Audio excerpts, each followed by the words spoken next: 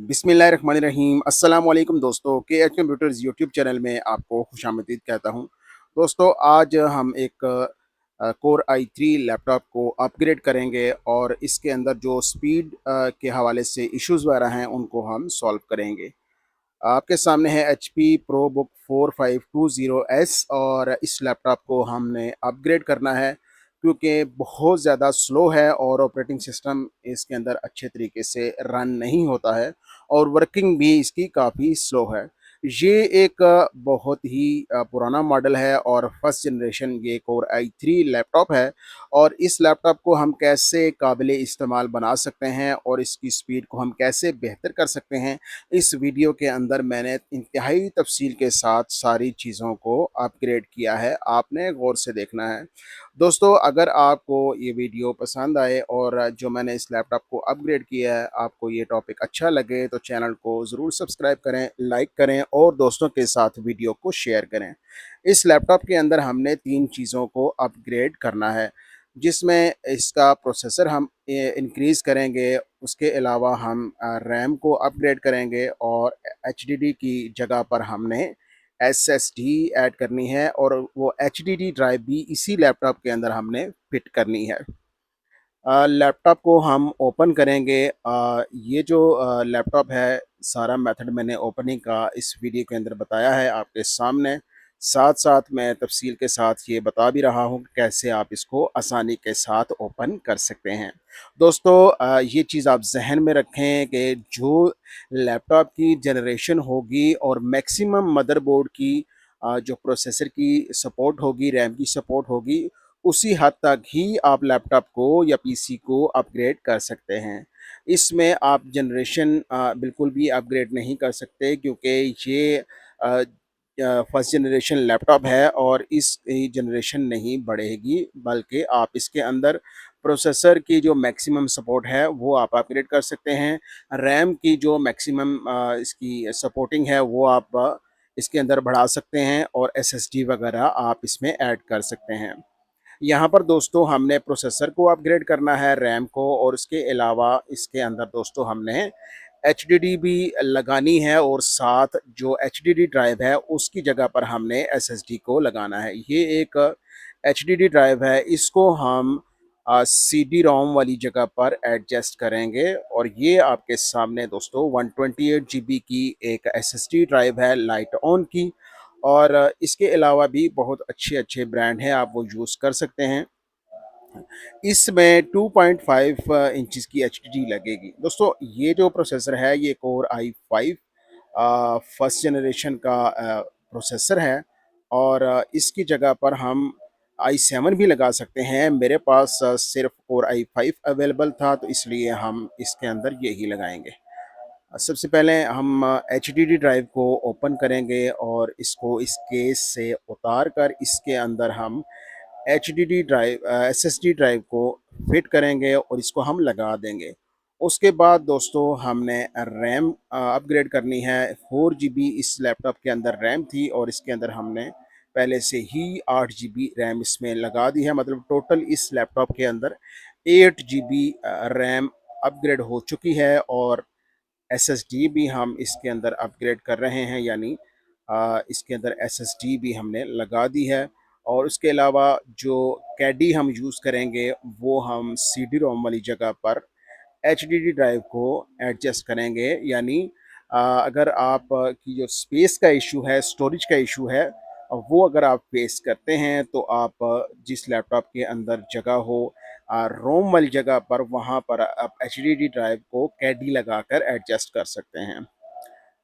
दोस्तों हमने एचडीडी की जगह पर एसएसडी को फिट कर दिया है आपके सामने और ये एचडीडी ड्राइव हम यहाँ पर फिट करेंगे सीडी रोम वाली जगह पर। अब हम प्रोसेसर को जो इसका हीट सिंक है उसको ओपन करेंगे। ओपन करने के बाद इस लैपटॉप के अंदर लगा हुआ core I three first generation का जो प्रोसेसर है उसको हम रिप्लेस करेंगे और इसकी जगह पर हम कोर आई फाइव फर्स्ट जनरेशन का इसके अंदर प्रोसेसर ऐड करेंगे।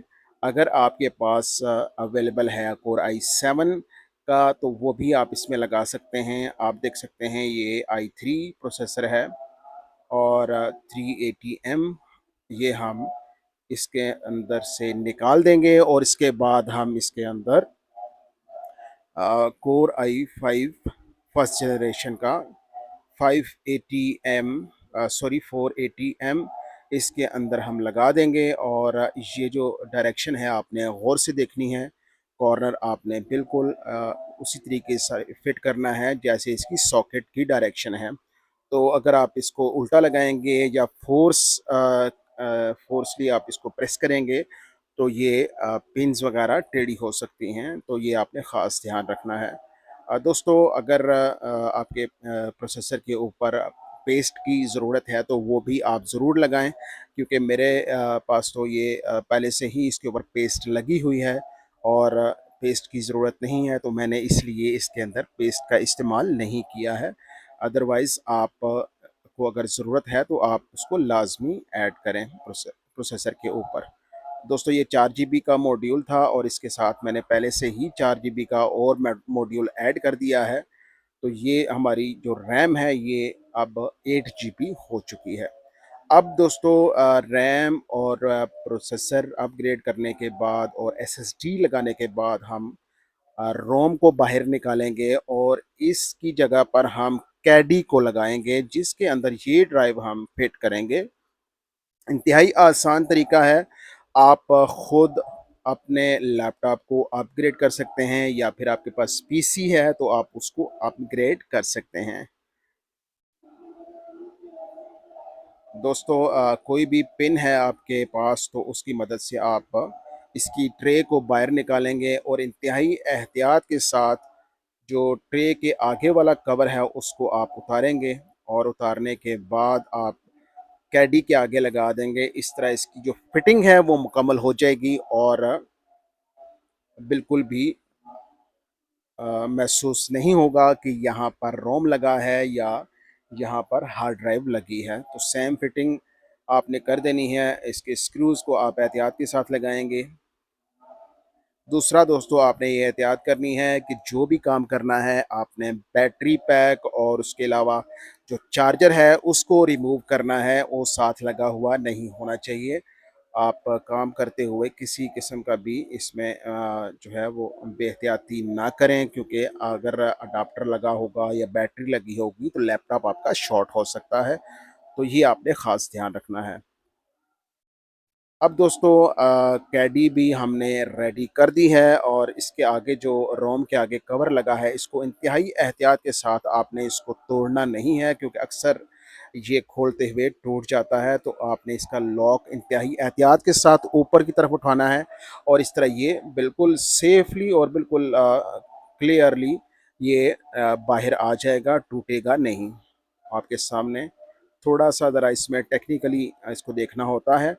तो ये अब कवर है, इसको हम फ्रंट पे लगा देंगे और इस तरह ये हमारा पूरा का पूरा जो प्रोसीजर है ये रेडी हो जाएगा।